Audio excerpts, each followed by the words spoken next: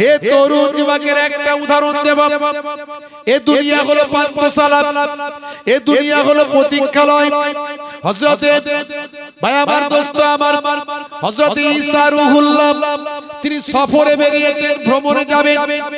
এমন সময় গ্রামের একজন মানুষ এসে বলে, হুজুর আপনার সঙ্গে সফরে যাওয়ার বড় ইচ্ছা, আমাকে একটু সফরে নিয়ে চলুন, ভ্রমণে নিয়ে চলুন। হযরতে ঈসা রূহুল্লাহ বললেন, বাবা আমার সঙ্গে গেলে তো তুমি চলতে পারবে না, তুমি তো বাবা দুনিয়াদার মানুষ, তোমার সঙ্গে আমার মত মিলবে না, আমার কাজ তোমার ভালো লাগবে না। বাবা ছেলে তুমি আমার সঙ্গে টিকতে পারবে না, আমার সঙ্গে তুমি যেও না, তুমি যেও না বাবা, যেও না। কিন্তু মানুষটি বলল, হুজুর বেয়াদবি নেবেন না, আমি আপনার সঙ্গে অ্যাডজাস্ট করে নেব, আপনার সঙ্গে চলবো, যাব এবং আপনার কাছ থেকে ভালো ভালো জিনিস আমি শিখতে পারবো, এই জন্য আপনি আমাকে সফরে নিয়ে চলুন। আল্লাহর মাহবুব বান্দা দেখলেন নাচর বান্দা নিয়ে যাওয়া ছাড়া কোনো উপায় নাই। হযরতে ঈসা রূহুল্লাহ বললেন, তবে চলো বাবা, শোনো তোমাকে আমি তোমার কাছে তিনটে রুটি রাখতে দিলাম, এই যে তিনটে রুটি আমার সঙ্গে আছে, এই রুটিগুলো তোমার গচ্ছিতে দিলাম। একটা হলো তোমার ক্ষুধা লাগলে খাবে, একটা হলো আমার ক্ষুধা লাগলে আমাকে দেবে, আর একটা তোমার কাছে থাকবে, পরে ক্ষুধা লাগলে আমরা ভাগ করে খাবো, মনে থাকবে? বলে হ্যাঁ। হে তরুণ যুবকেরা, হে আমার বন্ধুরা, হে আমার মুরব্বিয়ানেরা, বেশ কিছু দূর যাওয়ার পর হুজুর বললেন, বাবা বড় ক্ষুধা লেগেছে, এখন ক্ষুধা লেগেছে, তুমি একটা খেয়ে নাও আর আমারটা আমাকে দাও। হে তরুণ যুবকেরা, আর একটা তোমার কাছে রেখে দাও। হুজুর বললেন, বাবা ছেলে তুমি একটা খাও, আমাকে দাও। হুজুর নিজে একটা খেলেন আর তাকে বললেন, তুমি একটা খেয়ে নাও। ভাই আমার দুজনে দুটো খাওয়া হলো, আর একটা হুজুর বললেন, এটা তোমার কাছে রেখে দাও, যখন ক্ষুধা লাগবে আবার আমরা ভাগ করে খাবো। আবার বহুদূর চলতে লাগলেন, পথে ওই মানুষটা চিন্তা করলেন, হুজুর তো আল্লাহর নবী, আল্লাহর পয়গম্বর, তো হুজুরকে ক্ষুধা লাগলে আল্লাহ খাওয়াবেন, আমাকে ক্ষুধা লাগলে কে খাওয়াবে? এই যে হুজুর বললেন একটা রেখে দাও, হাফ তুমি খাবে আর হাফ আমি খাবো, এই হাফ খেয়ে খেয়ে আমার পেট ভরে না, না ভরবে না। তাই সে চিন্তা করলো এই রুটিটাকে গায়েব করে দিতে হবে, হুজুরকে বললে হবে না আমার কাছে আছে। হুজুর যখন জিজ্ঞাসা করবেন তখন বলবো, হুজুর জানি না সেটা কোথায় চলে গেছে, হয়তো রুটিটা পড়ে গেছে, এই বলে রুটিটা লুকিয়ে রেখে দেব, আর ক্ষুধা লাগলে আমি একাই রুটিটা খেয়ে নেব। ফের বহুদূর যাওয়ার পরে হুজুর বললেন, কই বাবা, ফের তো ক্ষুধা লেগেছে বাবা, কই ওই রুটিটা বের করো, হাফ তুমি খাও আর হাফ আমি খাই। বলছে, হুজুর রুটি নাই।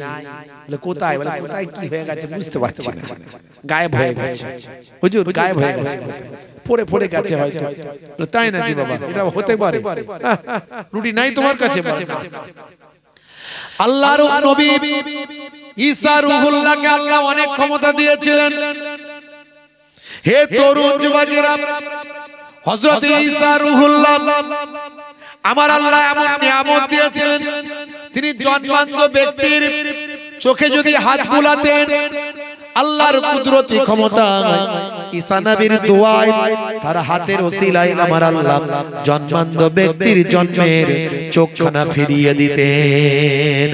কোন কুষ্ঠরোগী মানুষ যদি ঈসা নবীর কাছে আসতো, হযরত ঈসা রূহুল্লাহ তার গায়ে একটু হাতটা বুলিয়ে দিলেন, ঈসা নবীর দোয়ায় তার হাতের ছোঁয়ায় কুষ্ঠরোগীর কুষ্ঠরোগ আমার আল্লাহ ভালো করে দিতেন।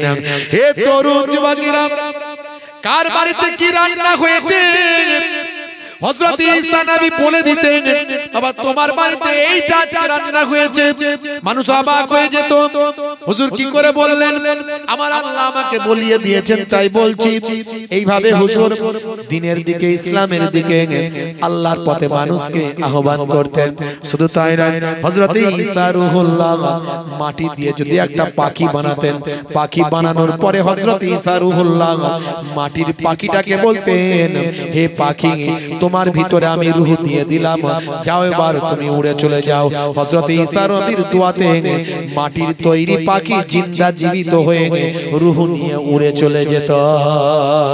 হে তরুণ যুবকেরা, হে আমার বন্ধুরা, হযরত ঈসা রূহুল্লাহকে আমার আল্লাহ এমন মর্যাদা দিয়েছিলেন, যদি কোনো মৃতর কাছে গিয়ে হযরত হাড়-হাড্ডির সামনে, মৃতর সামনে, কোনো কঙ্কালের সামনে, পুরানো কবরের সামনে যদি একবার গিয়ে বলতেন, আল্লাহর ইসমে আযম পড়ে বলতেন এই মুর্দা জিন্দা হো যা, বলার সঙ্গে সঙ্গে ঈসা নবীর দোয়াতে মৃত মুর্দা জিন্দা জীবিত হয়ে দাঁড়িয়ে যেত।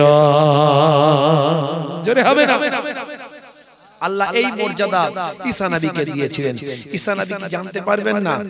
বেটা নেকি লুকিয়ে দিয়ে এখন বলছে রুটি নাই, এত বড় পয়গম্বর তুমি বুঝতে পারবে না? বলছে বেটা বুঝতে পেরেছি, তুমি দুনিয়াদার পাক্কা লোক আমি জানি, ওই জন্য আনতে চাইছিলাম না, ঠিক আসবে বলে জেদ করলে বাধ্য হয়ে নিয়ে এলাম বটে, আর রুটিটাকে গায়েব করে দিলে। ঠিক আছে দেখছি। হে তরুণ যুবকেরা, হে আমার বন্ধুরা, হযরত ঈসা রূহুল্লাহ একটা মরুভূমির উপর দিয়ে যখন যাচ্ছিলেন, বলে দাঁড়াও বাবা, একটু দাঁড়িয়ে গেলেন। হুজুর কি করবে? বলে দাঁড়াও না বাবা। এমন সময় হাতে করে তিনটে ঢিলা তৈরি করলেন, ঢিপি তৈরি করলেন, ইটের মতো সাইজ তৈরি করলেন, ইটের মতো সাইজ, তিনটে আলাদা আলাদা। বাচ্চারা খেলে দেখবেন মাটি দিয়ে, বালি দিয়ে খেলে। ভাই আমার ঢিলা ঢিলা আর কি বলে ঢিপি ঢিপি তৈরি করে ইট মতো তৈরি করলেন তিনটে করে। বলেন আল্লাহ আমি ইট মতো তৈরি করেছি, ঢিপি তৈরি করেছি, তুমি এই তিনটে ইটকে সোনা বানিয়ে দাও। বলার সঙ্গে সঙ্গে হযরত ঈসা নবীর দোয়াতে তিনটে সোনার ইট তৈরি হয়ে যায়। হে তরুণ যুবকেরা, এই ঘটনা দেখে দুনিয়াদার মানুষটি এবার লোভ লালসায় মত্ত হয়ে গেল। সর্বনাশ, সোনার ইট আমার সামনে। হুজুর বললেন বাবা চিন্তা করো না, চিন্তা করো না, তোমার এই ইট দেখে নিতে ইচ্ছা করছে। বলে হ্যাঁ হুজুর, ইচ্ছা তো করবি, সোনার ইট বলে কথা। বলে যাও বাবা, তোমাকে একটা আমি ইট দিয়ে দিলাম, সোনার ইট তোমাকে একটা দিলাম, একটা ইট আমার জন্য রাখলাম, আর একটা রুটি যার কাছে আছে তাকে আমি দেব। বলার সঙ্গে সঙ্গে পেছন সাইড থেকে বের করে বলে হুজুর এই হলো রুটি। ধরা পড়ে গেল। হুজুর বলেন বাবা বলেছিলাম না আমার সঙ্গে থাকতে পারবে না বাবা, আমার কাজকর্ম পছন্দ হবে না, তোমার মতো মানুষ তো আমি নই বাবা, তুমি তোমার মতো চলবে, আমি আমার মতো চলবো, তোমাকে বারণ করেছিলাম শুনলে না? ঠিক আছে ঠিক আছে, রুটি যখন দেখিয়ে দিয়েছো, এই নাও, যার কাছে রুটি তার একটা ইট বলেছিলাম তোমাকে দিয়ে দিলাম, আর আমার সোনার ইটটাও আমার লাগবে না বাবা, আমার এসব পছন্দ না, আমার কি কাজে লাগবে বাবা, নাও আমি তোমাকে দিয়ে দিলাম। তিনটে ইটি হুজুর দিয়ে দিলেন, দিয়ে বললেন যাও তুমি তোমার রাস্তা দেখো, আমি আমার রাস্তা দেখি, তোমাকে বলেছিলাম তুমি আমার সঙ্গে থাকতে পারবে না। ভাইরা আমার, তরুণ যুবকেরা আমার, মনে কোনো দুঃখ নাই। যদি সেরকম মানুষ হতো, মনে দুঃখ হতো, হুজুরের কাছ থেকে আমাকে তাড়িয়ে দিচ্ছেন হুজুর, কিন্তু মনে কোনো দুঃখ না, কারণ সে তো পাক্কা দুনিয়াদার মানুষ, তার মধ্যে দিনদারি বলে কিছু ছিল না। তাই সে তিনটে যখন সোনার ইট পেয়ে গেল, তখন সে আনন্দে আত্মহারা হয়ে গেল। সে চিন্তা করলো আমার 10 পিঁড়ি বসে বসে খাবে, আমার গাড়ি বাড়ি জমি জায়গা সব হবে, এই তিনটে ইট নিয়ে যদি আমি বাড়ি পর্যন্ত পৌঁছাতে পারি। হে তরুণ যুবকেরা, হে আমার বন্ধুরা, হযরত ঈসা রূহুল্লাহ চলে গেলেন অন্যদিকে, আর ওই মানুষটা নিজের বাড়ির দিকে চলতে লাগলো। হে জওয়ান যুবকেরা, পথ দিয়ে আসছিল দুটো ডাকাত, ঘোড়ার উপর সওয়ার হয়ে হাতে তলোয়ার নিয়ে দুইজন ডাকাত ওই পথ দিয়ে আসছে। এমন সময় রাস্তায় ওই মানুষটিকে দেখতে পেয়েছে, চিন্তা করলে মানুষটিকে সার্চ করে দেখবো তার কাছে কি আছে। যখনই নেমে বলল কি আছে বের করে দাও, এই দুনিয়াদার মানুষটা চালাক মানুষ ছিল, চিন্তা করলো ঝামেলা বাড়িয়ে লাভ না, মরতে তো হবে, তার আগে বাঁচার জন্য যেটুকু যা করা দরকার করতে হবে। সেই সময় সে বলল হে ডাকাত দলেরা, আমাকে মেরো না, আমি ঈসা নবীর সঙ্গে ঝুট ঝামেলা করে তিনটে সোনার ইট নিয়ে বাড়ি যাচ্ছিলাম, এক কাজ করো আমাকে তোমরা মেরো না, ঝগড়া লড়াই করে কোনো লাভ নাই, এসো দুজনকে তোমাদের দুটো সোনার ইট দিয়ে দিলাম, অন্তত একটা সোনার ইট আমার কাছে রাখতে দাও। ডাকাত দল চিন্তা করলো যে না চেয়ে ঝগড়া ঝামেলা মারপিট না করেই যখন দিয়ে দিচ্ছে তো ঠিক আছে ছেড়ে দাও, ওর কাছে একটা থাকুক, আমরা দুজন দুটো নিই। তো চলে যায়, তাহলে চলে যাচ্ছিল। এখন ওই লোকটা আবার দুনিয়াদার লোক, পাকা বেশি, চিন্তা করলে আমি চলে যাব, আবার একটা কোনো ডাকাত ফাকাত আসবে ফিরেছে এটাও নিয়ে নেবে, তো এদেরকে যদি আমার বডিগার্ড বানাই তাহলে অনেক কাজ হবে। অতি চালাকের বলে না গলায় দড়ি। তো এখন বললো এদেরকে যদি আমার বডিগার্ড বানাই তাহলে খুব কাজে হবে। বলে কোন দিকে যাবে? বলে ওই দিকে। বলে ওদিকে কি একটু নিয়ে যাবে? ওই মার্কেট পর্যন্ত কি পৌঁছে দেবে? বলে অসুবিধা নাই, এসো পেছনে বসো।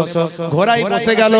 হে তরুণ যুবকেরা, এখন দুই বন্ধু চিন্তা করলো তুই ডাকাত, আমরা তো ডাকাত, আমাদের জানে দয়া মায়া করলে তো হবে না, একটা সোনার ইট আমরা ছেড়ে কেন দিয়ে চলে যাচ্ছি, বরং ওটাকেও যদি আমরা নিতে পারি তাহলে আমাদের আরো হাফ করে বেড়ে যাবে, দেড়খানা করে আমাদের সোনার ইট হয়ে যাবে। বুঝতে পারলে? হে তরুণ যুবকেরা, হে আমার বন্ধুরা, বেশ কিছু দূর যাবার পরে তাদের তিনজনকে ক্ষুধা লেগেছে। এদিকে দুনিয়াদার মানুষটি চিন্তা করলো হায় রে হায়, আমি নবীর সঙ্গে বেয়াদবি করে তিনটে সোনার ইট পেলাম, আর এই ফকটিয়ায় ডাকাত গুলো আমার সঙ্গে দু নম্বরই করে দুটো নিয়ে নিল। এখন আমি একটা সোনার ইট নিয়ে বাড়ির দিকে যাচ্ছি, যে কোনো মূল্যে এদের কাছ থেকে আরো দুটো সোনার ইট আমাকে আদায় করে নিতে হবে। তাই সেও একটা প্ল্যান তৈরি করলো, মনে মনে চিন্তা করলো এদেরকে খাবার খাওয়াবার নাম করে মার্কেটে যাব, মার্কেট থেকে খাবার নিয়ে এসে বিষ মেশানো খাবার খাইয়ে এদেরকে হত্যা করে আমি আরো দুটো সোনার ইট মোট তিনটে নিয়ে বাড়ি চলে যাব। হে তরুণ যুবকেরা, এমন সময় বলল ভাইরা তোমরা একটু জঙ্গলে দাঁড়াও, ওই সামনে মার্কেট আছে বলে আমি জানি মার্কেট থেকে কিছু খাবার নিয়ে আসি, বড় ক্ষুধা লেগেছে, আমিও খাবো, তোমাদের জন্য নিয়ে আসি।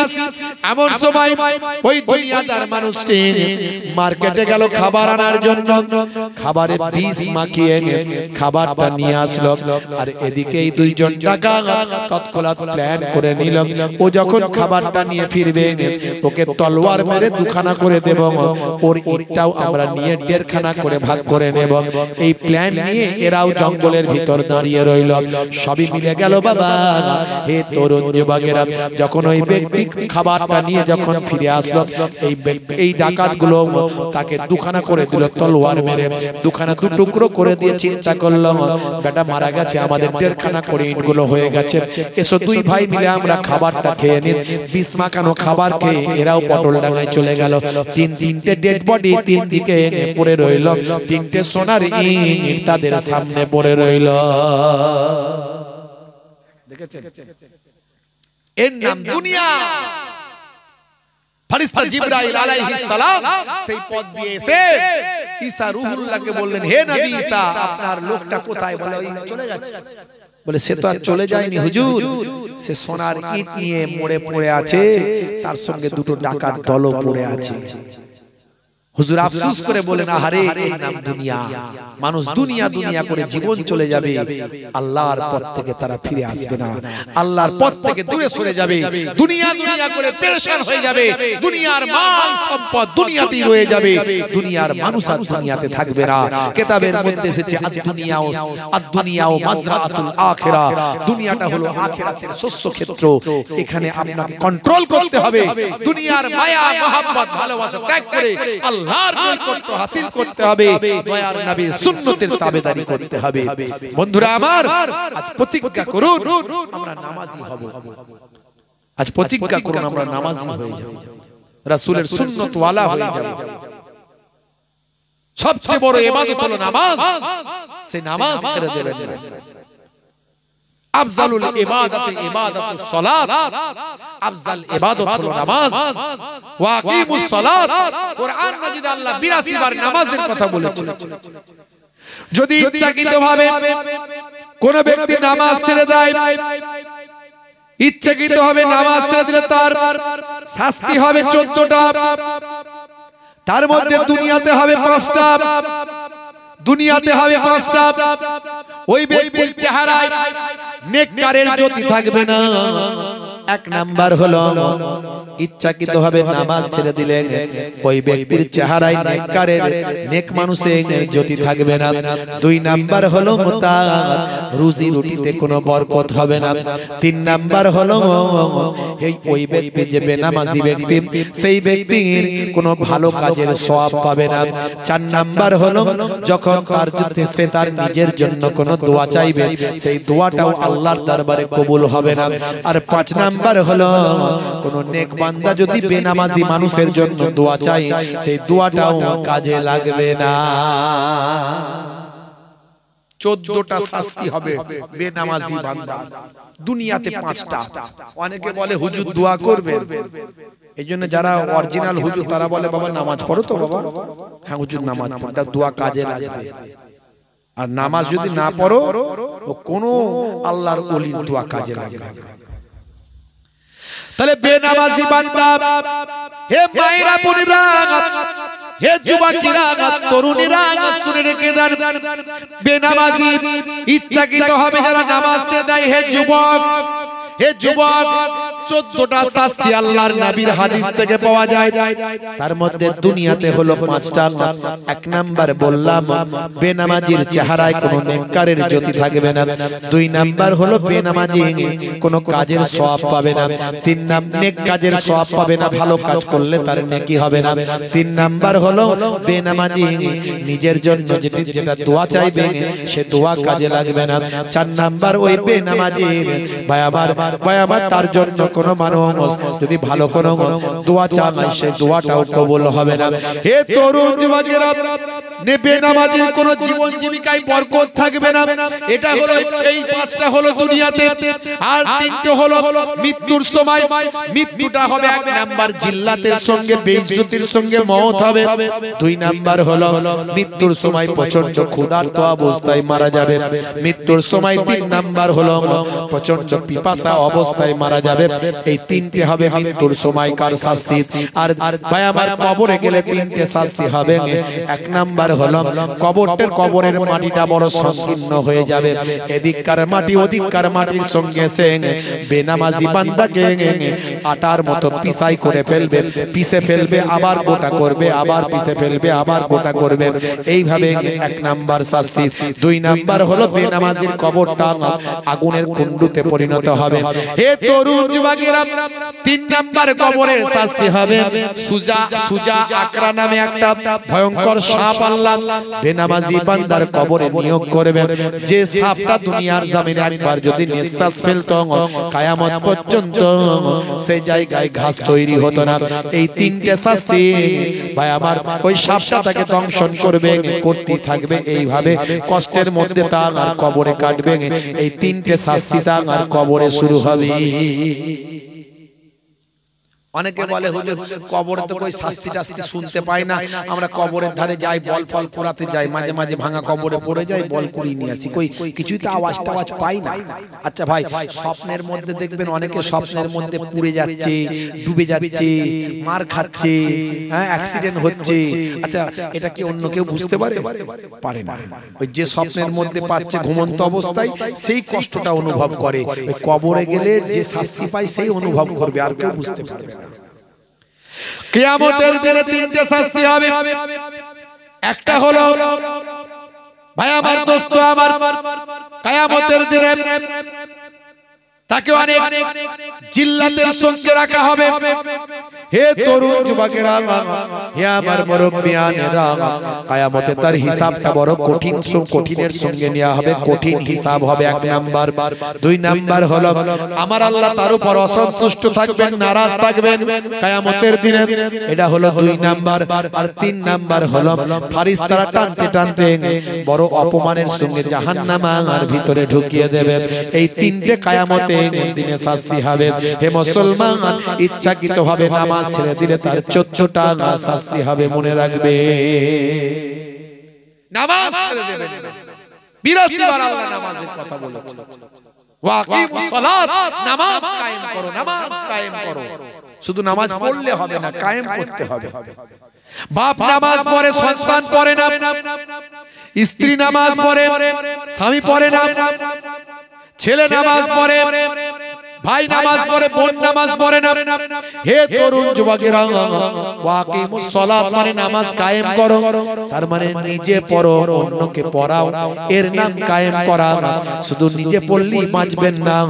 আপনি পড়ছেন, আপনার স্ত্রী নামাজ পড়ছে না, আপনাকে আল্লাহ ছাড়বে না। আপনি নামাজ পড়ছেন, আপনার সন্তান পড়ছে না, এর জন্য আপনাকে কৈফিয়ত দিতে হবে, আল্লাহ ছাড়বেন না। এই জন্য আল্লাহ বলছেন নামাজ কায়েম করো, অর্থাৎ নিজে পড়ো, নিজের পরিবারকে পড়া। বুঝতে পারছেন ভাইরা আমার, তরুণ যুবকেরা আমার, ইয়া আইয়ুহাল্লাযীনা আমানু কু আনফুসাকুম ওয়া আহলিকুম নারা। নিজে বাঁচো, নিজের পরিবারকে বাঁচাও জাহান্নামের আগুন থেকে। আকুদুহান নাস ওয়াল হিজারা, যে জাহান্নামের জ্বালানি হবে মানুষ আর পাথর। জ্বালানি কাঠটা হবে কি? মানুষ আর পাথর দিয়ে জ্বালানিটা হবে। সেই জাহান্নামা থেকে বাঁচতে আল্লাহ বলেছেন কোরআন মাজিদে।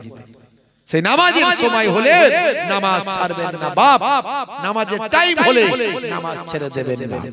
ওয়াক্ত যে হলো ওযু করো, মসজিদে চলো, খোদার হুকুম পালন করো, নামাজটা পড়ো।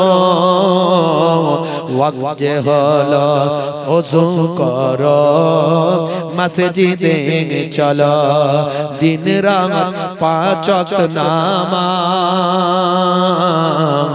পড়লে পাবে ভাই জান্নাত। জোরে হবে না? জোরে হবে না? ফজরের সময় হলে মসজিদে যাও তুমি চলে, থেকো না বিছানায় শুয়ে, খোদা দেন রহমত ঢেলে।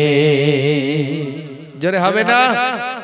আসরের ওয়াক্তটা এলে অপচয় সময় না করে, মসজিদে যাও তুমি চলে, আমল নামা ডান হাতে পাবে। এশার সময় হলে অবহেলা না তুমি করে, নামাজে যাও তুমি চলে, হাসরে মুক্তি পাবে। ওয়াক্ত যে হলো ওযু করো, মসজিদে চলো, খোদার হুকুম পালন করো, নামাজটা পড়ো।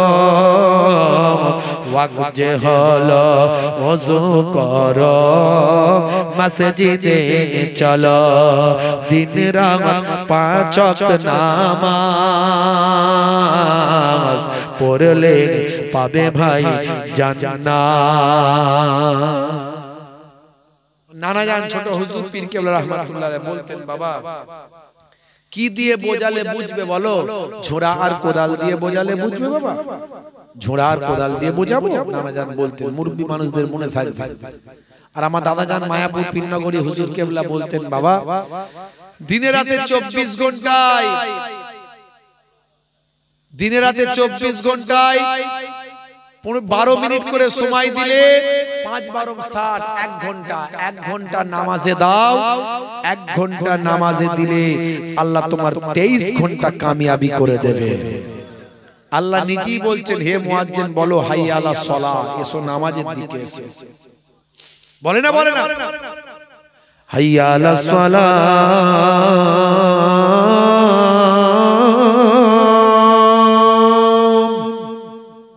এসো নামাজের দিকে এসো। এলে কি হবে? মুয়াজ্জিনকে আল্লাহ বলছে বলে দাও কি হবে। মুয়াজ্জিন আবার বলছে হাইয়া আলাল ফালাহ,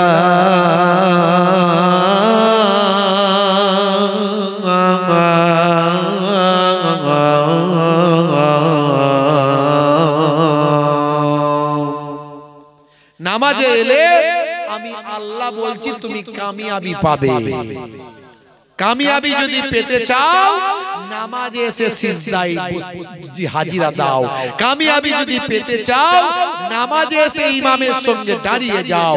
কল্যাণ যদি পেতে চাও নামাজে এসে সিজদায় পড়ে যাও। যদি চাকরি বাকরিতে উন্নতি পেতে চাও, কারবারে যদি লাভবান হতে চাও, নামাজে এসে সিজদায় আমি আল্লাহকে জানাও। সবের তো একটা সেন্টার আছে নাকি, জায়গা আছে। ডাক্তার দেখাতে গেলে ডাক্তারের চেম্বারে যেতে হয়, অ্যাডভোকেটের সঙ্গে কথা বলতে গেলে তার চেম্বারে যেতে হয়, পুলিশের সঙ্গে কথা বলতে গেলে থানায় যেতে হয়। তো আল্লাহর কাছে কিছু জানাবেন, তার জন্য নামাজে সিজদায় গিয়ে কেঁদে কেঁদে বলতে হয়। এক সপ্তাহ জানান, কোনটা আল্লাহ কবুল করবেন আমরা জানি না। আমরা তো এমনি আর্টিফিশিয়ালি সবকিছু করি না, লোক দেখানো আমাদের বেশি হয়ে যায়। অন্তর থেকে যখনই হয়ে যাবে আল্লাহর আরো সে কবুল হয়ে যাবে। বুঝতে পারছেন ভাইরা আমার, তরুণ যুবকেরা আমার, আজকের মাহফিলে এত কথা বললাম, দুটো জিনিস নিয়ে যান, একটা হলো নামাজ, একটা হলো মুখের দাড়ি। কবে মারা যাবেন কোনো গ্যারান্টি নাই, এখনো অনেকে দাড়ি রাখে না।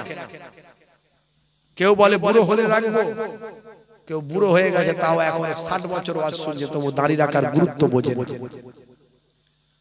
আজ মারা যাবেন, আজ মারা গেলে কাল 2 দিন 3 দিন পরে খবর থাকবে না। এই কয়েকদিন আগে আপনাদের বসিরহাট এলাকায় প্রোগ্রাম করলাম, বললাম হুজুর ইয়ং ছেলে, 2টো বাচ্চা, হঠাৎ করে একটা অ্যাক্সিডেন্ট হলো, 5-6 দিন পরে এই জলসার আগের দিনে মারা গেছে। হুজুর দোয়া করবে।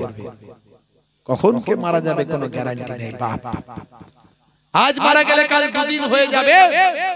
আল্লাহ যেন হায়াত বাড়ায়, তার জন্য নামাজের পানিতে দোয়া চাইতে হবে, সিজদায় গিয়ে বলতে হবে আল্লাহ তুমি আমার হায়াত দারাজ করে দাও, আমার স্ত্রীর হায়াত দারাজ করে দাও, ছেলে মেয়ের হায়াত দারাজ করে দাও, বাবা মায়ের হায়াত দারাজ করে দাও। আল্লাহ আপনার দোয়াকে কবুল করে নিয়ে আপনার তাকদীরকে পাল্টে দিতে পারে। আর তাকদীরু লা ইয়ারুদ্দু ইল্লা বিদুয়া, তাকদীর পরিবর্তন হয় না, হলে দোয়ার দ্বারাই পাল্টে যেতে পারে, আপনার হায়াত বেড়ে যেতে পারে। আর আপনি মারা গেলে, আজ বেঁচে আছেন কাল চলে গেলেন, 3 দিন পরে কেউ খেয়াল রাখবে না, কেউ খবর নেবে না। কবরে যাওয়ার পরে আপনাকে অ্যানসার উত্তর দিতে হবে।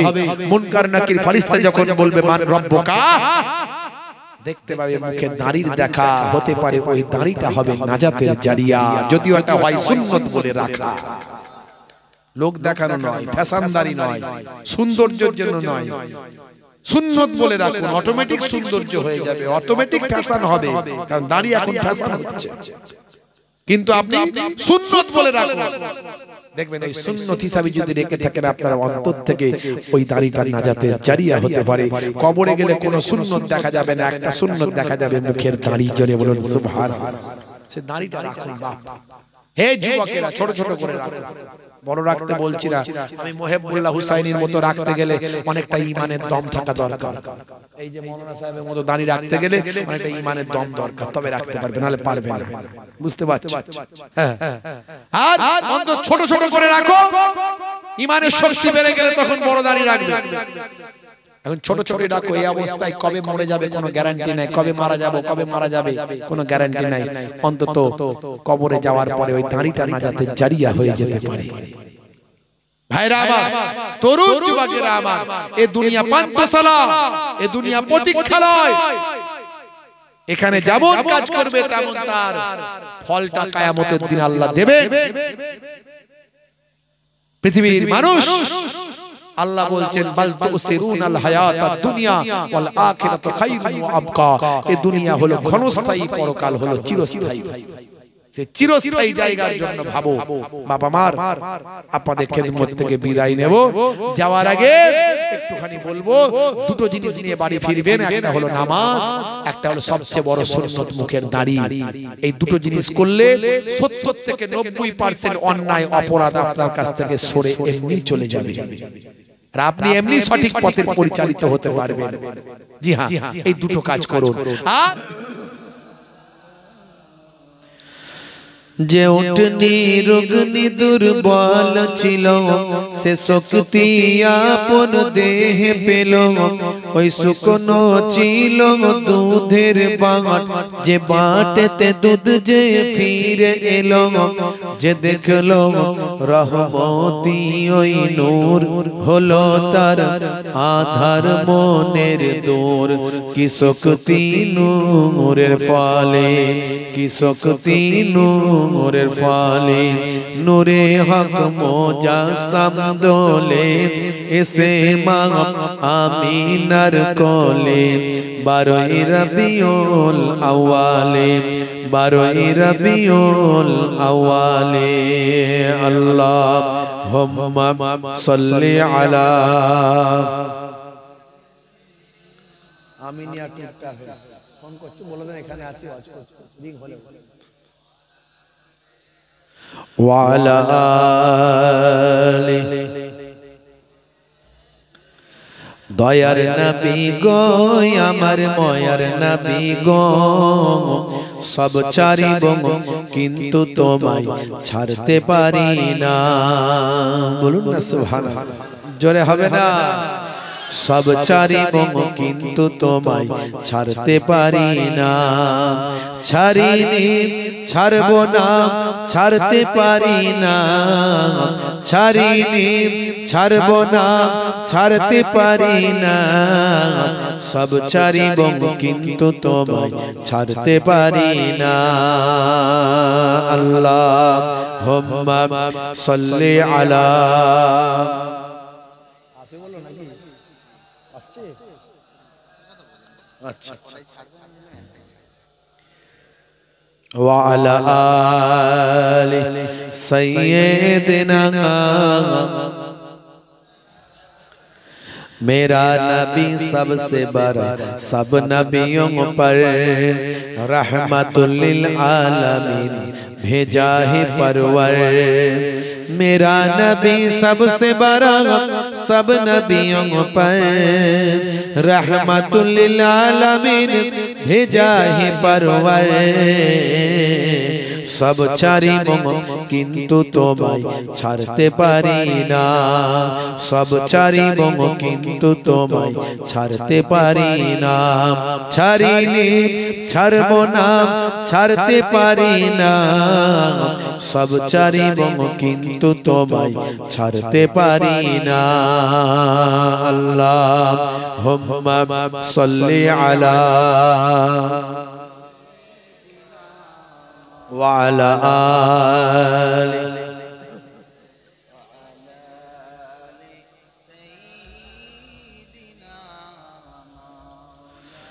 रसूल तुमी दयार सागर हबीब आल आमीन তোমার দয়ায় পূর্ণ হলো সারা পৃথিবী আল্লাহুম্মা সাল্লি আলা سيدنا وعلى آل سيدنا وقال الله تعالى في كلامه المجيد والفرقان الحميد يا أيها الذين آمنوا اتقوا الله حق تقاته ولا تموتن إلا وأنتم مسلمون وقال الله تعالى أيضا في كتابه مخبرا يا أيها الذين آمنوا اتقوا الله وكونوا مع الصادقين وقال الله تعالى أيضا في كتابه مخبرا إن الذين آمنوا وعملوا الصالحات كانت لهم جنة الفردوس نزلا وقال النبي صلى الله عليه وسلم حق المسلم على المسلم خمس رد السلام وعيادة المريض واتباع الجنائز وإجابة الدعوات وتسمية العاطس إلى آخر الحديث أو كما قال আলাইহিস সালাতু ওয়াস সালাম। وقال النبي صلى الله عليه وسلم من حب سنتي فقد أحبني ومن أحبني كان معي في الجنة إلى آخر الحديث أو كما قال عليه الصلاة والتسليم। সম্মানীয় উপবিষ্ট আপনাদের এলাকার গর্ব, আপনাদের ঘরের সন্তান, যোগ্য আলেম, যোগ্য বক্তা মোহতারাম আমার ভাই পাশে বসে আছেন। বহু দূর দূরান্তে তিনি জলসায় যান আল্লাহ করে, মাশাআল্লাহ। আমার পূর্বে ওয়াজ করে গেলেন জনাব হযরত মাওলানা জুলফিকার আলী সাহেব, যোগ্য আলেম, মাশাআল্লাহ, যোগ্য সুন্দর ওয়াইজ, তিনি ওয়াজ নসিহত করলেন।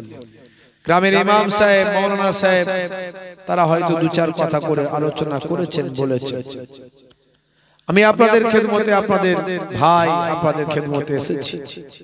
ফুরফুরা দরবার শরীফ ছোট হুজুর পীর কেবলা রাহমাতুল্লাহ আলাইহির মেয়ে ছেলে নাতি, মায়াপুর পীরনগরী হুজুর পীর কেবলা রাহমাতুল্লাহ আলাইহির ছেলে পৌত্র, দুই দরবারের, দুই খানদানের মেহমান হয়ে মুসাফির হালাতে সে হরিখোলা দরবার শরীফ থেকে বহু দূর থেকে আপনাদের খেদমতে এসেছি। কিছু সময়ের জন্য আলোচনা করে আপনাদের খেদমত থেকে বিদায় নেব।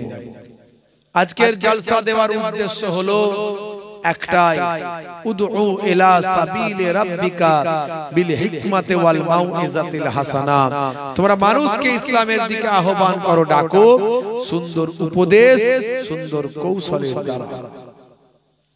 ইসলামের দিকে ডাকতে হবে, আল্লাহর পথে ফিরে আসতে হবে। এ দুনিয়া হলো ক্ষণস্থায়ী, পরকাল হলো চিরস্থায়ী।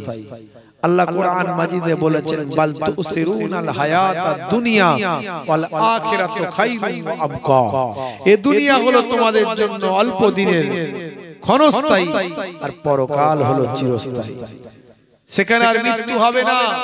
কাইফা তাকফুরুন, তোমরা কেমন করে কুফরি করো বিল্লাহি, আল্লাহর সাথে। ওয়া কুনতুম আমওয়াতান, তোমরা ছিলে মৃত। এই পৃথিবীতে আসার আগে মাতৃগর্ভে আমরা মৃত ছিলাম। মাতৃগর্ভে যখন আল্লাহ আপনারা আমার শরীরকে, জিসমকে দান করলেন, কিন্তু জিসমটা তৈরি হলো, কিন্তু মৃত অবস্থায় পড়েছিলাম। আমার আল্লাহ কুদরতি ক্ষমতায় ফেরেশতা পাঠিয়ে রূহটা দিয়ে আপনারা আমার শরীরে আত্মা পৌঁছে দিয়ে সেই শরীরকে জিন্দা জীবিত করেছিলেন। তোমরা ছিলে মৃত, ফাআহিয়াকুম, আমি তোমাদের জীবন দান করেছি। এই যে আমরা বেঁচে আছি, সুম্মা ইউমিতুকুম, আবার মওত আল্লাহ দেবেন, সুম্মা ইউহয়িকুম, মৃত্যুর পর আবার কিয়ামতের আগে আমাদেরকে জীবিত করা হবে, সুম্মা ইলাইহি তুরজাউন, তোমাদেরকে আমি আল্লাহ আমার কাছে ফিরে আসতে হবে। তাহলে আল্লাহ রাব্বুল আলামিন আমাদেরকে মানুষ হিসাবে সৃষ্টি করেছেন, করে আল্লাহ রাব্বুল আলামিন বলেছেন, বান্দা তোমরা ফি সাবিলিল্লাহ, আমি আল্লাহর রাস্তায় চলে এসো। এইজন্য আমরা 5 ওয়াক্ত প্রত্যেকটা নামাজে দোয়া চাই, সূরা ফাতিহা পড়ি, পড়ি না? হে তরুণ যুবকেরা, হে আমার বন্ধুরা, শুনে রেখে দিন বাবা, জেনে রেখে দেন, আমি আপনি সূরা ফাতিহায় 5 ওয়াক্ত প্রত্যেকটা নামাজে দোয়া চাই, প্রত্যেকটা ওয়াক্তে আমরা দোয়া চাই। সূরা ফাতিহা হলো উম্মুল কোরআন, কোরআনের মা। সমস্ত সূরার মা হলো সূরা ফাতিহা। হে তরুণ যুবকেরা, সূরা ফাতিহার থেকে বড় দোয়া আর কিছু নাই। হে জওয়ান যুবকেরা,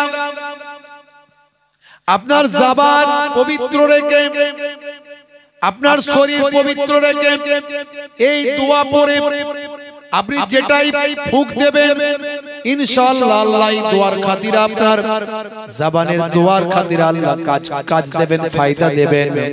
হে তরুণ যুবকেরা, সাহাবায়ে কেরামরা তৎকালীন যুগে এই দোয়া পড়ে যা ফুঁক দিয়েছেন, সেই বিমারি থেকে, সেই অসুস্থতা থেকে দোয়ার ওসিলায়, তেলাওয়াতের ওসিলায় আল্লাহ কবুল করে নিয়েছে। ভাইরা আমার, তরুণ যুবকেরা আমার, সেই যে দোয়া আজও আলেম ওলামারা দোয়া পড়ে ফুঁক দেন, ওলি আউলিয়ারা ফুঁক দেন, বড় পীর সাহেব দোয়া পড়ে ফুঁক দিতেন, তাবিজ লিখে দিতেন। খাজা গরিব নওয়াজ দোয়া পড়ে ফুঁক দিতেন, তাবিজ লিখে দিতেন। মুজাদ্দিদুজ্জামান পীর আবু বকর সিদ্দিক রাহমাতুল্লাহ আলাইহি দোয়া পড়ে ফুঁক দিতেন, তাবিজ লিখে দিতেন। বসিরার আল্লামা হুজুর দোয়া পড়ে ফুঁক দিতেন, তাবিজ লিখে দিতেন। আমার পীরনগরী হুজুর দোয়া পড়ে ফুঁক দিতেন, তাবিজ লিখে দিতেন। পাঁচ হুজুর কেবলারা দোয়া পড়ে ফুঁক দিতেন, তাবিজ লিখে দিতেন। বর্তমানে কিছু মৌলবী বেরিয়েছে বলছে তাবিজ হারাম, ওরা তাবিজকে হারাম বলছে, কিন্তু তাবিজ আর তামিমা কোনটা জানে না। তামিমা হারাম, আমার নবী সোনার জবানে জানিয়ে দিয়েছেন, মান আল্লাকা তামিমাতান ফাকাদ আশরাক।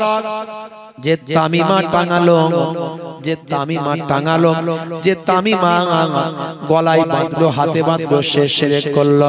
হে তরুণ যুবকেরা, হে আমার বন্ধুরা, তামিমা কোনটা, তাবিজ কোনটা? তাবিজ হলো আল্লাহর কালাম, কোরআন মাজিদ থেকে লিপিবদ্ধ হয়। আল কোরআনু শিফাউন, কোরআন মাজিদ হলো রোগ আরোগ্য নিরাময় করার শিফার একটা কিতাব হলো কোরআন মাজিদ।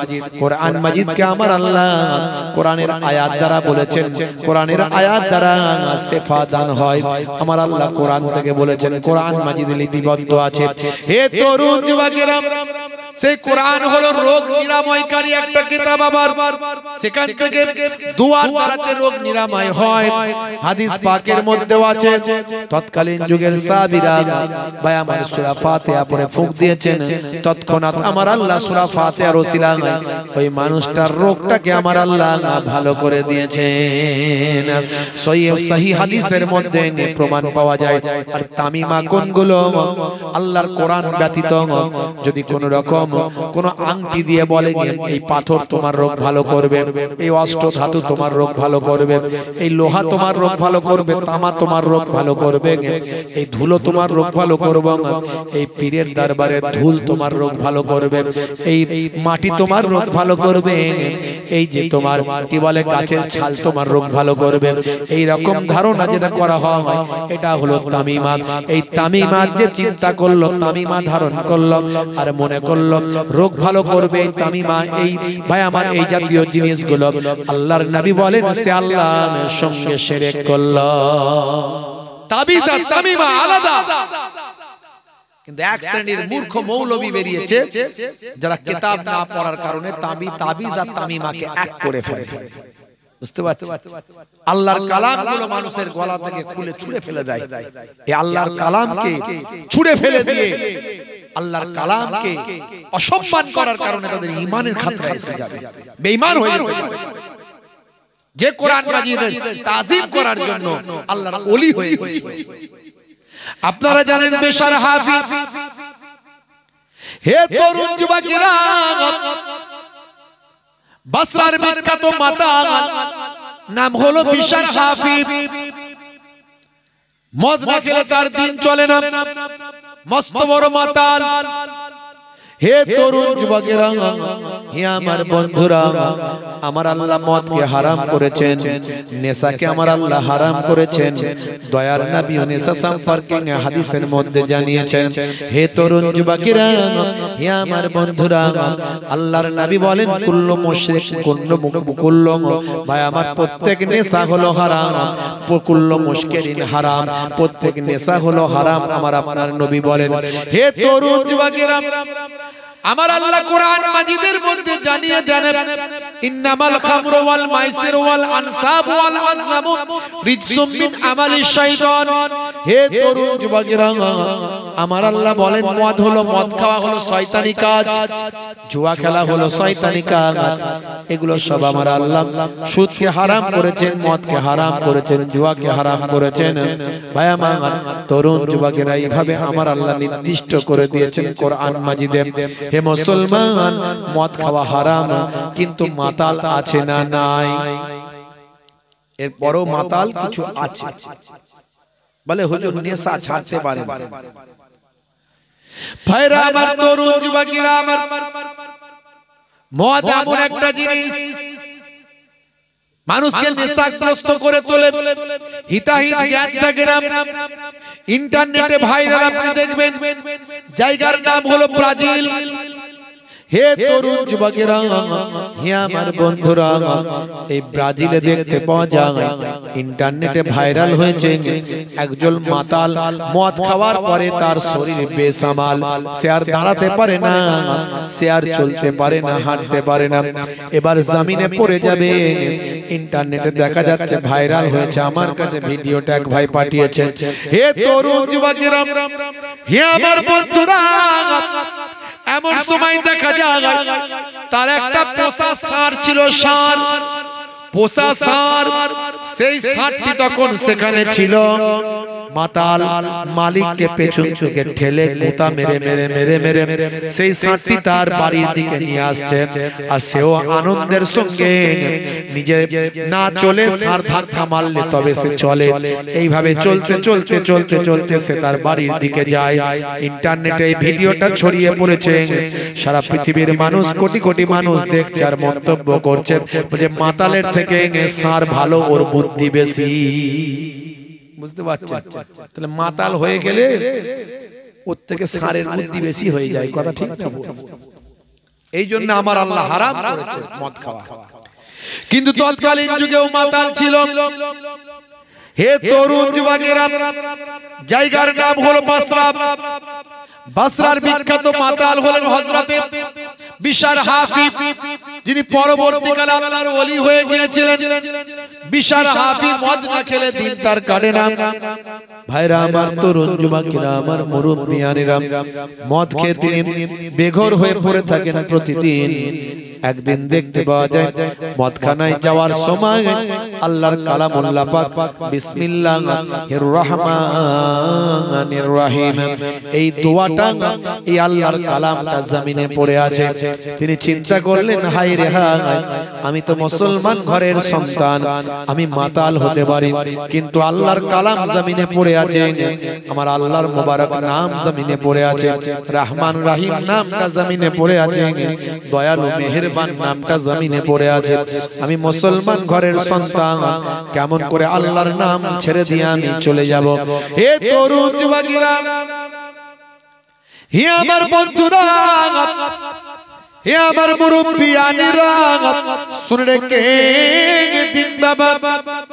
এমন সময় বিশার হাফিজ জমিন থেকে আল্লাহর নামটা তুললেন, ভালো করে ধুলোগুলো পরিষ্কার করলেন, ময়লাগুলো মুছে দিলেন, পরিষ্কার করে দিলেন। ময়লাগুলো মুছে দিয়ে পরিষ্কার করে দিয়ে চিন্তা করলেন, কামা হাক্কুহু, যেমন হক, যেমন আল্লাহর নামের ইজ্জত করা দরকার তেমন আমি করতে পারলাম না। হে তরুণ যুবকেরা, হে আমার বন্ধুরা, চলে গেলেন বিশার হাফিজ বাজারে, চলে গেলেন বাজারে, গিয়ে আতর কিনলেন, খুশবু কিনলেন, আতর লাগালেন, খুশবু লাগালেন, মাদুলি কিনলেন, মাদুলিতে ভরে মোম দিয়ে কালো কার দিয়ে নিজের গলায় ঝুলিয়ে নিলেন। চিন্তা করলেন, এবার আমি আমার আল্লাহর নামের তাজিম করেছি, এবার আমি আল্লাহর নামের সম্মান করেছি, এবার আমি মদ খেতে পারি বলে আবার মদ খেয়ে ফ্ল্যাট। সেই জামানার সবচেয়ে বড় আল্লাহর ওলি, হে তরুণ যুবকেরা, সেই জামানার আল্লাহর সবচেয়ে বড় মাহবুব বান্দা হযরতে হাসান বসরি রাহমাতুল্লাহ আলাইহি। আল্লাহর নবীদের কাছে আল্লাহ নবুয়ত দেন, রাসূলদের কাছে রিসালাত দেন, আল্লাহর ওলি বান্দাদের কাছে আমার আল্লাহ ইলহাম দেন। হে তরুণ যুবকেরা, হে আমার মুরব্বিয়ানেরা, শুনে রেখে দিন বাবা, জেনে রেখে দিন বাবা, হে মুসলমান একটু খেয়াল করুন। এমন সময় হযরতে হাসান বসরি হুজুরের কাছে আমার আল্লাহ ইলহাম দান করলেন। ইলহাম দিয়ে বললেন, হে হাসান বসরি, যাও যাও যাও, মদখানা একজন আমার মাহবুব বান্দা পড়ে আছে, সে মাতাল হতে পারে কিন্তু তার নামটা আমি আল্লাহ আমার মাহবুব বান্দাদের খাতায় তুলে দিয়েছি। যাও যাও, হে হাসান বাসারি চলে যাও, তাকে যে সংবাদটা দিয়ে দাও, তাকে গিয়ে জানিয়ে দাও, ইয়া বিশরকাত তাইয়্যিব তাইসমি ওয়া আনা উতাইয়্যিবু ইসমুকা ফিদ দুনিয়া ওয়াল আখিরাহ। হে বিসার, তুমি আমার আল্লাহর নামটাকে জমিন থেকে তুলে ময়লা মুক্ত করেছো, পরিষ্কার করে দিয়েছো। আমি আল্লাহ তোমার নামটাকে মদখানা থেকে তুলে নিয়ে গুনাহ মুক্ত করে দিয়েছি। তুমি আমার আল্লাহ তাআলার নামটাকে জমিন থেকে তুলে ধুলো মুক্ত করে আতর লাগিয়েছো, খুশবু লাগিয়েছো। আমি আল্লাহ তোমার নামটাকে মদখানা থেকে তুলে নিয়ে আল্লাহ আতর লাগিয়ে খুশবু লাগিয়ে উম্মতে মুহাম্মাদের নাকে নাকে পৌঁছে দিয়েছি। তুমি আমার আল্লাহ তাআলার নামটাকে জমিন থেকে তুলে নিয়ে গলায় মাদুলি করে পরে নিয়েছো। আমার আল্লাহ তোমার নামটাকে মদখানা থেকে তুলে নিয়ে আল্লাহ ওলি বান্দাদের খাতায় লিখে দিয়েছে। হযরত বিসার হাফির কাছে গিয়ে মদখানায় দরজার সামনে গিয়ে ডাক দিলেন। গিয়ে বিসার হাফি বড় মাতাল, তাকে সবাই জাগিয়ে জুগিয়ে দিল। তিনি আস্তে আস্তে এলেন, এসে বলেন, কি ব্যাপার হুজুর, আপনার মতো ওলি আল্লাহ আমার মতো মাতালের কাছে কেন? আল্লাহর ওলি তাকে সব বললেন। বাবা বিসার, এই গলার মাদুলিটা কোন হুজুর দিয়েছে? বলে, আমি নিজেই বানিয়েছি হুজুর। এই ব্যাপার। আল্লাহর মাহবুব বান্দা বললেন, যাও, তোমার নামটাকে আল্লাহ ওলি আল্লাহদের খাতায় তুলে দিয়েছেন। আল্লাহ তোমার এই কাজটাকে এত ভালোবেসেছেন। হে বিসার, তুমি কি এখনো মদখানায় পড়ে থাকবে? এই খবর পাওয়ার পরে আমি হাসান বাসারি এসেছি তোমার কাছে। বিসার তওবা করলো, হুজুরের হাতে হাত দিয়ে বায়াত হলো। হুজুর গোসল শিখিয়ে দিলেন, ওযু শিখিয়ে দিলেন, নামাজ শিখিয়ে দিলেন। পরবর্তীকালে বিসার হাফি আল্লাহর ওলি বান্দা হয়ে গিয়েছিলেন। জোরে হবে না? সারা জীবন তিনি খালি পায়ে চলতেন, জুতো আর পায়ে দিতেন না। এই জন্য তাকে হাফি বলা হয়। হাফি কথার অর্থ হলো নঙ্গা পায়ের চলনে ওয়ালে, যিনি খালি পায়ে চলেন। তাকে লোকে জিজ্ঞাসা করতে, হুজুর আপনার জন্য জুতোর ব্যবস্থা করি, আপনি জুতো পরুন, খালি পায়ে কেন চলেন? এত গরমে কষ্ট হয়। বলে, বাবা, যে আল্লাহর নামের আদব করার জন্য আল্লাহ আমাকে ওলি আল্লাহর দরজায় পৌঁছেছেন, সে আল্লাহর নাম আবার কোথায় পড়ে থাকবে? আমি জুতো পায়ে দিয়ে যদি মারিয়ে ফেলি, বেয়াদবের খাতায় আমার নাম উঠে যাবে। দেখেছেন আল্লাহর কালামের কত ইজ্জত। আল্লাহর কোরআন রোগ মুক্তির শিফা, রোগের ঔষধ। হে তরুণ যুবকেরা, হে আমার বন্ধুরা, শুনে রেখে দিন বাবা, জেনে রেখে দেন। হে আমার ভাইয়েরা, মুরব্বিয়ানেরা, আল্লাহর কোরআন কেমন ভাবে রোগ মুক্তির শিফা, একটু দু একটা নমুনা দিলে আপনি বুঝতে পারবেন বাবা। সূরা নাম, সূরা নাবা, সূরা নাবা যদি আপনি পড়েন আপনি পেয়ে যাবেন বাবা। হে তরুণ যুবকেরা, হে আমার বন্ধুরা, হে আমার মুরব্বিয়ানেরা, শুনে রেখে দিন বাবা। কোরআন মাজিদ খুলুন, আপনি পাবেন। হে জওয়ান যুবকেরা, কোরআন মাজিদ আপনি সূরা নাবা খুলবেন, ৮ নাম্বার আয়াতে আপনি যাবেন।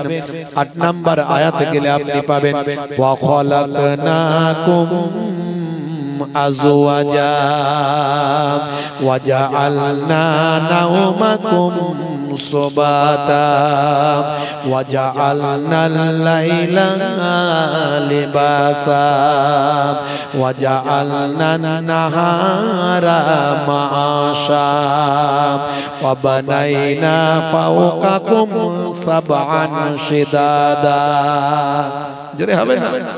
জোরে হবে না? সূরা নাম, সূরা নাবা। হে তরুণ যুবকেরা, হে আমার বন্ধুরা, শুনে রেখে দিন বাবা, জেনে রেখে দেন। আমার আল্লাহ বললেন, ওয়া খালাকনাকুম আজওয়াজা, আমি তোমাদেরকে জোড়ায় জোড়ায় সৃষ্টি করেছি। ওয়া জাআলনা নাওমাকুম সুবাতা, আমি তোমাদের জন্য নিদ্রাকে আরামের বানিয়ে দিয়েছি। ওয়া জাআলনাল লাইলা লিবাসা, আমি আল্লাহ তোমাদের জন্য রাতকে পোশাক বানিয়েছি। রাতটাকে তোমাদের জন্য আল্লাহ বলেন আমি পোশাক বানিয়েছি। এই পোশাক শরীরকে ঢেকে রেখেছে, আর রাতটাকে এমন ভাবে তুমি রাত্রে থাকো, রাত যেন তোমাকে ঢেকে রাখে। তার মানে অন্ধকারে থাকো। আমার আপনার নবী আরো সুন্দর করে ক্লিয়ার করে দিলেন। এই জন্য বলি কোরআনের ব্যাখ্যা হলো হাদিস। হে তরুণ যুবকেরা, হে আমার বন্ধুরা, সহিহুল বুখারী শরীফ ভাই আমার 5624 নম্বর হাদিস, আল্লাহর নবী বলেন, হযরত জাবের থেকে বর্ণিত, আন জাবেরিন আন্না রাসূলুল্লাহ সাল্লাল্লাহু আলাইহি ওয়াসাল্লাম قال আতফিউল মাসাবিহা ইযা রাকাতুম। হে তরুণ যুবকেরা, হে আমার বন্ধুরা, হযরত জাবের থেকে হাদিসটা বর্ণিত, আল্লাহর নবী বলেন, যখন তোমরা ঘুমাতে যাবে তখন তোমরা লাইটটা রাতে বন্ধ করে দেবে, অন্ধকারে ঘুমাও। কিন্তু মুসলমানের ছেলে অন্ধকারে থাকতে পারে না। বলে হুজুর, লাইট বন্ধ করলি গেছো ভূত, পানিতে ভূত, রোগা ভূত, মোটা ভূত, উড়ন্ত ভূত, ডুবন্ত ভূত, যত রকমের ভূত আছে সব একসঙ্গে মিটিং করে গলা টিপতে আসে। কি করব হুজুর, ভয়ে অস্থির, তাই লাইট, টিউবলাইট জ্বালিয়ে দিয়ে ঘুমাই। বুঝতে পারছি? তো কেন ভূতেরা আসবে না? ভূত বলে তো কিছু নাই, জিন আছে, জিন। জিন কি বলছে? ভূত। তো কেন আসবে না জিন? পেচ্ছাপ করে পানি নেয় না, পবিত্র থাকে না, মুখ থেকে খিস্তি খেচুড়ি সব সময় বেরোচ্ছে, গাল বন্ধ চলছে মুখ থেকে, নামাজ পড়ে না, রাসূলের সুন্নত মানে না। তো ভূত তো, জিন তো এমনি ভয় দেখাতে আসবে, ধরতে আসবে। আজকালকার পোলা দেখো সঠিক পথে চলে না, পিতামাতা গুরুজনের কথা তারা শোনে না। চুলগুলো ছোট ছোট, প্যান্ট শার্ট আটো সাটো, সুজোড়া পায়ে দিয়ে, পেছনে ব্যাগ নিয়ে, লাল লাল জুতো পায়ে, চোখে কালো চশমা, দুই চোখ মেলে খোঁজে বেদের মেয়ে জোসনা, গায়ে হাতে ট্যাটু আঁকা, হেঁটে চলে আঁকা বাঁকা। কাছে গেলে দেখা যায় সুস্থ ছেলে না, কাছে গেলে দেখা যায় সুস্থ ছেলে না, তিরঙ্গার দুর্গন্ধে টেকা যায় না, তিরঙ্গার দুর্গন্ধে টেকা যায় না। আজকালকার পোলা দেখো সঠিক পথে চলে না, পিতামাতা গুরুজনের কথা তারা শোনে না। মাথার এদিকটা চেচে ফাঁকা, ওদিকটা ফাঁকা, এদিক থেকে চুল নিয়েছে পেছনে করেছে খোপা, হ্যাঁ, এদিক থেকে চুল নিয়েছে পেছনে করেছে খোপা। বুঝতে পারছেন? কিরে ভাই, ওই যে শাহরুখ খানের নিউ ভার্সন তাই। বুঝতে পারছেন ভাইরা আমার? তাতে আবার কালারিং করেছে, কালারিং। কাকা তোয়ার মাথায় ঝুটি, ফ্যাক্সিয়ালি পালায় ছুটি, গরু বাছুর দাঁড়িয়ে আছে, ঘুঘু পাখি ডাকছে গাছে। বুঝতে পারছেন? মুসলমানের ছেলে, হাই রে হাই, স্কিন টাইট গেঞ্জি, জিন্সের প্যান্ট, তিন জায়গায় ছেঁড়া। হ্যাঁ, কি হলো? সলেমান খানের ভক্ত। বিয়ের আগে কি প্রেম রে ভাই, এদিকে প্রেম করে, ওদিকে প্রেম করে, সেদিকে প্রেম করে, মাথা খারাপ। হাত কেটে ফাঁকা, আই লাভ ইউ, তোমার জন্য জীবন দেব, রেল লাইনে মাথা দেব, হ্যাঁ, বিষ খেয়ে মরে যাবো। সর্বনাশ। বাপ বলে ছেলেটাকে বাঁচা রে ভাই, ধরে বেঁধে বিয়েটা দে। কোন রকমে বিয়ে শাদী দেয়া হলো। বিয়ে 2-3 বছর যেতে না যেতেই সব ভালোবাসা জানালা দিয়ে বেরিয়ে গেল, দরজা দিয়ে যত ঝগড়া অশান্তি মারপিট সব ঢুকে গেল। রাত্রে 9টা বাজলে 10টা বাজলে স্বামী স্ত্রী তো ঢিসুম ঢাসাম 224-40 চলছে। বুঝতে পারছিস? কি হলো রে? এত প্রেম ছিল, গেল কোথা? বলে সব পেরিয়ে চলে গেছে, প্রেম আর নাই। সলেমান খানের কাছ থেকে প্রেম শিখেছে তো, সে তো বিয়ে করে, 60 বছর বয়স, এখনো বিয়ে করে নাই, তার কাছ থেকে প্রেম শিখলে এর আর প্রেম কেমন হবে? ওই রকমই তো হতো। কথা ঠিক না? নবী শিখিয়েছিলেন প্রেম। বিয়ের পরে প্রেম, বিয়ের আগের প্রেম হারাম। বিয়ের আগের প্রেমটা হলো অবৈধ প্রেম, এটা হলো হারাম। বিয়ের পরের প্রেমটা হলো হালাল। এই প্রেমটা করলে সওয়াব আছে, নেকি আছে। যতক্ষণ স্বামী স্ত্রীতে প্রেম করবে, আল্লাহর রহমত ওই ঘরে নাজিল হবে। কিন্তু সব হয়ে গেছে উল্টো। গেছো ভূত, মাটিতে ভূত, পানিতে ভূত, উড়ন্ত ভূত, ডুবন্ত ভূত, এমনি তো আসবে। কথা ঠিক না ভুল? সব তো উল্টো চলছে। হ্যাঁ, নবী বলেছিল বিয়ের পরে প্রেম, স্বামী স্ত্রীতে প্রেম করো। নবী বলেছিল দেখো, মা আয়েশা যেখানে মুখ লাগিয়ে পানি পান করেছে, আমি সেখানে মুখ লাগিয়ে পানি পান করেছি। কেমন প্রেম শেখাচ্ছে নবী। নবী কেমন প্রেম শেখাচ্ছে। আল্লাহর নবী বলছেন ইয়াকুনু ফি মাহানাতে আহলিহি, আল্লাহর নবী মাঝে মাঝে ঘরে স্ত্রীদের সঙ্গে রান্নায় সহযোগিতা করতেন। রান্নার হাতলটা একটু নেড়ে দিতেন, একটু আলুটা, তখন তো ওখানে আলু নাই, অন্য কিছু, আমাদের এখানে আলু, বুঝতে পারছি, একটুখানি রান্নায় সহযোগিতা করতেন। ওয়ায়াকুমুল বাইতাম, মাঝে মাঝে ঘরটা নবী আমার ঝাড়ু দিতেন। ওয়ায়াহমিলু বিজাতিন মিনাস সুক, নবী আমার বাজারে চলে যেতেন, বাজারটা মাঝে মাঝে নিজে হাতেই করে নিয়ে আসতেন। কত বড় সাহেব হয়েছেন, ডাক্তার সাহেব, মাস্টার সাহেব, উকিল সাহেব, অ্যাডভোকেট সাহেব, হুজুর সাহেব, পীর সাহেব, মাওলানা সাহেব, মুফতি সাহেব, যত বড়ই সাহেব হন, নবীর থেকে বড় সাহেব কেউ ছিল না, আর হয়নি, আর হবে না। তা আমার নবী যদি এই কাজগুলো করতেন, স্ত্রীর সঙ্গে রান্নায় সহযোগিতা করতেন, বলে হুজুর এত ওয়াজ ছেড়ে দিয়ে এই ওয়াজটা ধোয়ার দরকার কি ছিল? সকালবেলা তো আমাদের বউগুলো এবার ধরবে আমাদেরকে। কই গো ফুলটুসির আব্বা, এই তো ছোট হুজুরের নাতি পিনগর হুজুরের পোতা বলল নবী নাকি মাঝে মাঝে ঘর ঝাড়ু দিত, স্ত্রীর সঙ্গে কাজ করে দিত, একটু করে দাও না আমার সঙ্গে হেল্প। বলতেই তো পারে, আচ্ছা বললে অসুবিধা কোথায় আছে? হাতে সময় থাকলে একটু করলে সমস্যা কি? আচ্ছা বলুন তো, স্ত্রীর সঙ্গে যদি একটু রান্নায় সহযোগিতা করেন, মাঝে মাঝে ঘরটা ঝাড়ু দেন, প্রেম বাড়বে না কমবে? মারাত্মক বাড়বে। ফেভিকল আটা বোঝেন তো? বুড়ো বুড়ি হয়ে যাবেন, প্রেম কিন্তু নষ্ট হবে না, প্রেম নষ্ট হবে না। ভাইরে ভাইরা আমার, তরুণ যুবকেরা আমার, মুরব্বিয়ানেরা আমার, আমার নবী প্রেম শিখিয়েছে। হে জওয়ান যুবকেরা, আল্লাহর নবীর তরিকা মানুন, নবীর সুন্নতের পথে চলুন, আল্লাহর কোরআনকে বিশ্বাস করুন। সেই কোরআন মাজিদ বলছে যখন তুমি ঘুমাবে রাতের বেলা, অন্ধকার রাতটাকে তুমি তোমার পোশাক বানিয়ে নাও। আল্লাহর নবীর হাদিস বলছে রাতের বেলা যখন ঘুমাবে আলোটা বন্ধ করে দাও।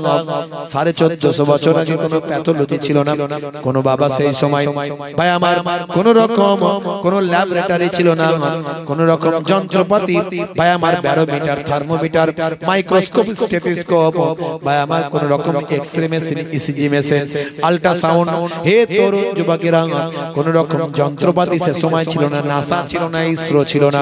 1450 বছর আগে আল্লাহর কোরআন নবীর হাদিস কত সত্য একবার ভাবুন। আল্লাহ সত্য, কোরআন সত্য, নবীর হাদিস সত্য, নবী সত্য, তার প্রমাণ একটুখানি মিলিয়ে নেন। যত বিজ্ঞানের ডেভেলপমেন্ট হচ্ছে তত আল্লাহর কোরআন আর নবীর হাদিস সত্য বলে প্রমাণিত হচ্ছে। হে তরুণ যুবকেরা, হে আমার বন্ধুরা, আজকের বিজ্ঞানের গবেষণায় দেখা যায় মাথা থেকে 5 ধরনের, কম বেশি 5 ধরনের হরমোন বের হয়। মাথা থেকে 5 ধরনের কম বেশি হরমোন নিঃসৃত হয়। তার মধ্যে একটা হরমোন, এই হরমোনটা মানুষ যখন ঘুমিয়ে থাকে, গভীর ঘুমে যখন আচ্ছন্ন থাকে, চোখ যখন সিগন্যাল দেয় ব্রেনকে যে অন্ধকার আছে ঘরটা, এবার তুমি তোমার হরমোনটা নিঃসৃত করো। যখন অন্ধকারের ভিতর গভীর ঘুমে মানুষটি ঘুমিয়ে থাকে, অন্তত ঘুমের 2 ঘন্টা পর, স্বাস্থ্য বিশেষজ্ঞরা বলছেন অন্তত ঘুমের 2 ঘন্টা পর ভাই আমার মানুষ যখন গভীর ঘুমে আচ্ছন্ন থাকে, আর ব্রেন যখন ভাই আমার চোখ যখন সিগন্যাল দিয়ে ব্রেনকে বলে ঘরটা অন্ধকার আছে, ঘরটা অন্ধকার আছে, সেই সময় এই অন্ধকার থাকা অবস্থায়, গভীর ঘুমে আচ্ছন্ন অবস্থায় মাথার পেছন সাইড থেকে এক ধরনের হরমোন নিঃসৃত হয়। এই হরমোনটার নাম ভাই আমার স্বাস্থ্য বিশেষজ্ঞরা বলেন এই হরমোনটা হলো মেলাটোনিন হরমোন। হে তরুণ যুবকেরা, হে আমার বন্ধুরা, এই মেলাটোনিন হরমোন মাথার পেছন সাইড থেকে বের হয়ে রক্তের সঙ্গে মিশে যায়। রক্তের সঙ্গে মিশে গিয়ে এই মেলাটোনিন হরমোনটা ভাই আমার কি কাজ করে শোনেন। আমাদের শরীরের যে সমস্ত জীবাণু ভাই আমার ক্যান্সারের জীবাণু তৈরি হয়, সেই ক্যান্সারের জীবাণুগুলোকে এই মেলাটোনিন হরমোন রক্তের সঙ্গে গিয়ে ভাই আমার ক্যান্সারের জীবাণু থেকে শরীরকে প্রোটেক্ট করে, বাঁচিয়ে দেয়। 1450 বছর আগে আল্লাহ বললেন রাতকে পোশাক বানিয়ে দাও। নবী বললেন যখন ঘুমাতে যাবে লাইটটা বন্ধ করে দাও। আজকের যুগে সব বিজ্ঞানের বাস্তবতায় প্রমাণিত। এরকম উদাহরণ আমি অনেক দিয়েছি। ইন্টারনেট সার্চ করবেন 20-25 হাজার বক্তব্য আছে, সব বলার চেষ্টা করেছি। এমনকি দাড়ি রাখলে তার মধ্যে কি সায়েন্স আছে সেটাও বলেছি, গবেষণা হয়েছে, বানানো কথা বলছি না আমি। হে তরুণ যুবকেরা, 1 লক্ষ বা 2 লক্ষ 24,000 পয়গম্বরের সুন্নত হলো মুখের দাড়ি। বর্তমান সময়ে দাড়ি হলো ফ্যাশন, দাড়ি হলো মুখের সৌন্দর্য। এখন যারা দাড়ি রাখছে দেখবেন সমস্ত ধর্মের মানুষ, মুসলমানরা দাড়ি রাখে, হিন্দু ভাইরা দাড়ি রাখে, খ্রিস্টান জৈন বৌদ্ধরা দাড়ি রাখে। দাড়ি এখন মানুষের মুখের সৌন্দর্য হয়ে গিয়েছে। ভাইরা আমার, হে তরুণ যুবকেরা, দাড়ি রেখেছে বিরাট কোহলি, দাড়ি রেখেছে হরভজন সিং, দাড়ি রেখেছে লিওনেল মেসি, দাড়ি রেখেছে বাবা পৃথিবী বিখ্যাত বিখ্যাত খেলোয়াড় প্লেয়ার। সুন্নতি দাড়ি রেখেছে হাসিম আমলা, সুন্নতি দাড়ি রেখেছে মঈন আলী খান, সুন্নতি দাড়ি রেখেছে সাইদ আনোয়ার, সুন্নতি দাড়ি রেখেছে ইউসুফ ইউহানা, সুন্নতি দাড়ি রেখেছে আমাদের দেশের বলিউডের বিখ্যাত ফিল্ম স্টার মিস্টার রকি, আসল নাম হলো আসিফ খান, সুন্নতি দাড়ি রেখেছে।